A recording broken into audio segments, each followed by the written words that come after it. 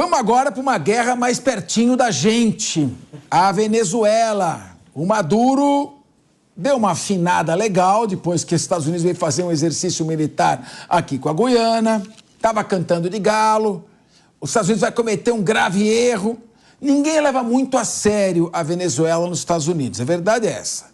Hugo Chávez era apelidado como The Clown, o palhaço. E o Maduro é o herdeiro do palhaço. Então, uma importante declaração agora. A gente tem que entender o seguinte. Para a Venezuela invadir a Guiana, ela tem que usar uma rodovia que passa por Roraima, numa parte de Roraima que não tem floresta densa. Então ela faz uma rodovia para cá e depois com V chega a Guiana. O ministro da Defesa, José Múcio, afirmou que as Forças Armadas brasileiras não vão permitir, em hipótese nenhuma, que o exército venezuelano penetre pelo território brasileiro para invadir a Guiana. Segundo ele, outra hipótese avaliada pela defesa seria uma invasão marítima, aí sim, mas que é muito difícil pela geografia da região de Essequibo, composta por florestas densas. E mesmo com uma conversa com Nicolás Maduro, agendada para quinta-feira, o presidente da Guiana, Irfan Ali, adiantou em entrevista à TV Globo, abre aspas, não cederá nenhuma parte da região de Essequibo reivindicada pela Venezuela. Irfan foi enfático ao dizer que o desejo de Maduro é inegociável. Muito bem, a essa altura, meu querido Renato Batista, a boa política significaria dar a Maduro uma saída honrosa. Ou seja, deixa ele continuar gritando, falando, protestando, até o fim. Porque se ele fizer algum tipo de manobra, não pode entrar pelo território brasileiro. Se entrar pelo território brasileiro, pelas regras de direito internacional, o Brasil é obrigado a declarar guerra à Venezuela. Ele é obrigado, inclusive, a destruir os veículos blindados, militares, tanques que estiverem passando por aquela rodovia. Nem sei se o asfalto suporta tanque de guerra por lá. Muito bem. Agora, a invasão anfíbia vai estar a Marinha dos Estados Unidos. Então eu pergunto, o que é isso? É um discurso, pelo menos acho que ele vai ser mais inteligente que o Galtieri. Que o Leopoldo Galtieri, que era o presidente ditador da Argentina em 1982, primeiro semestre de 82, vendo que estava acabando, se esvaindo a ditadura na Argentina, ele fez um discurso que uniu o país e invadiu as Ilhas Falkland, chamada pela Argentina de Malvinas. Só que ele invadiu. Será que o Maduro vai ser mais esperto e ficar só na ameaça, naquele somebody love, mais ao talante da América do Sul? Apesar, acho que a gente tem que ver a linha do tempo de como começou essa história, ao menos recentemente. Após a realização do referendo, Maduro anunciou os resultados, disse que o mapa da Venezuela agora ele já é outro, já está sendo ensinado nas escolas venezuelanas de que aquele território de Essequibo, na verdade, é um estado venezuelano. Ele nomeou uma autoridade para aquele local, porém não há ainda a ocupação daquele local, até por ser um local que possui, como a gente está vendo aí na imagem, muita mata, floresta amazônica, etc. Então, é um local de difícil ocupação, tanto é que tem uma densidade muito baixa essa região. E o Maduro disse, inclusive, que aquelas pessoas que lá vivem, ele daria a nacionalidade venezuelana para todas aquelas pessoas, o que chega a ser um absurdo, até porque aquelas pessoas não têm nenhuma relação com a Venezuela, sequer falam espanhol, enfim, não faz nenhum sentido. E logo em seguida, o Maduro anunciou que visitaria o Putin. Como a gente está vendo já na questão de Israel, na questão da Ucrânia, a gente está vivendo um momento aí em que as grandes potências, elas acabam por financiar e por apoiar outros países que possuem intenções para que eles façam o que a gente já está cansado aqui de dizer sobre as proxy wars, as guerras por procuração. Ele anunciou que visitaria o Putin, que seria um dos financiadores ou que seria um dos apoiadores do Maduro nessa questão, sabendo que a Venezuela também é um país que troca, que faz transações de tecnologia, transações militares, né, com o Irã, com a Rússia e também até com a China. ele disse que visitaria o Putin na Rússia, porém ele acabou adiando essa viagem que ele tinha marcado, disse que vai para lá até o final do ano, que já era uma visita já pré-programada, enfim, que lá eles discutiriam outras coisas além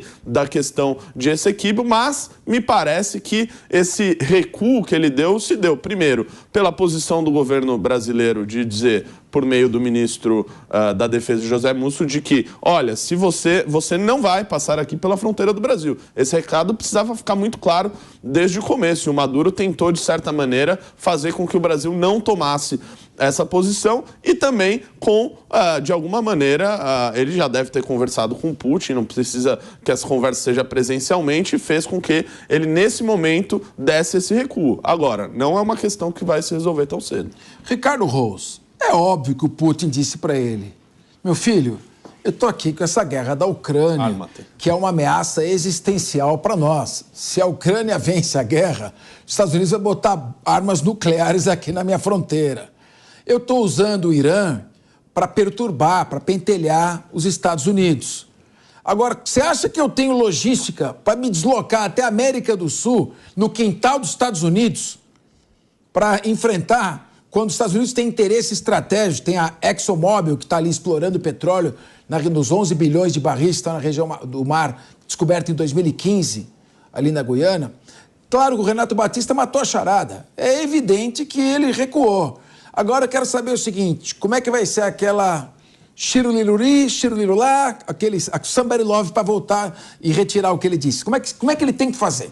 Ensina o Maduro como é que ele vai ter que afinar sem parecer que está afinando. Olha, é fácil, ele pega aquele bonequinho do Super Maduro que ele distribuiu para algumas escolas e faz uma mímicazinha ali, botando o bonequinho para trás com um jato americano ali em cima. O Maduro é um bravateiro, o Maduro destruiu a Venezuela e estava querendo avançar ali de bravata, pegou essa bandeira para tentar fortalecer o nome, unificando o país, até porque essa questão de Essequibo é antiga e até parte da oposição ao Maduro tem esse olhar de que aquele território poderia de fato ser da Venezuela, então ele pegou essa bandeira, mas ouviu certamente isso do Putin e vai ouvir presencialmente que não, eu já tenho os meus problemas aqui e não vou brincar no quintal dos americanos. Os americanos já fizeram um treinamento ali com apoio da Guiana, com a autorização da Guiana, e o ministro Múcio aqui no Brasil foi muito enfático, não vai atravessar, não vai usar o território brasileiro. Eu gostaria de ouvir isso da boca do presidente da República Federativa do Brasil,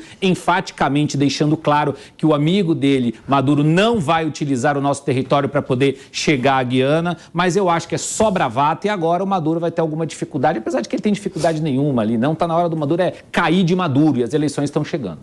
Muito bem. Cristiano Vilela, teve em 1966, foi realizada uma convenção em Genebra entre o Reino Unido, ao qual pertencia a Guiana até aquela data, e a Venezuela. E lá foi dito o seguinte, reconhece a autoridade da Guiana sobre o território e a pretensão da Venezuela que seja discutida numa corte internacional. Agora ele quer tomar na marra a Guiana? Na marra, acho que os Estados Unidos é mais forte. Ah, com certeza, Capês. Essa questão ela não tem o menor cabimento. Agora, ela serve para algumas reflexões importantes para nós que estamos aqui no Brasil.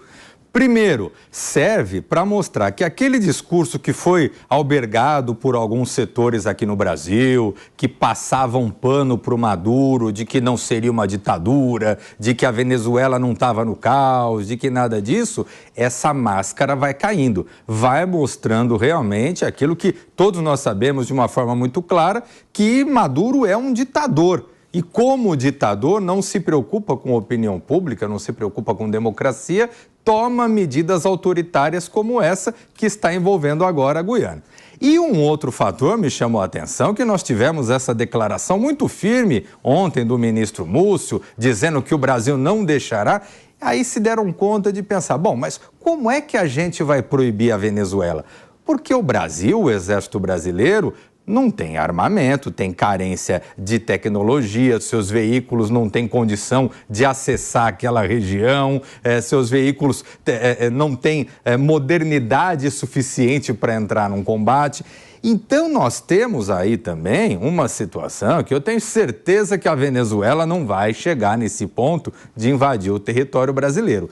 Ainda bem, porque senão o Brasil ia mostrar para a América Latina inteira, a América do Sul inteira e para o mundo inteiro que o Brasil não tem condição de liderar nada, que o Brasil não tem força militar, que o Brasil não investe no seu exército, que a nossa frota está sucateada e que o que cabe ao Brasil é fazer discurso, porque atuar efetivamente na prática para proteger as fronteiras e para coibir conflitos, isso a gente não tem condição. Rica Mello.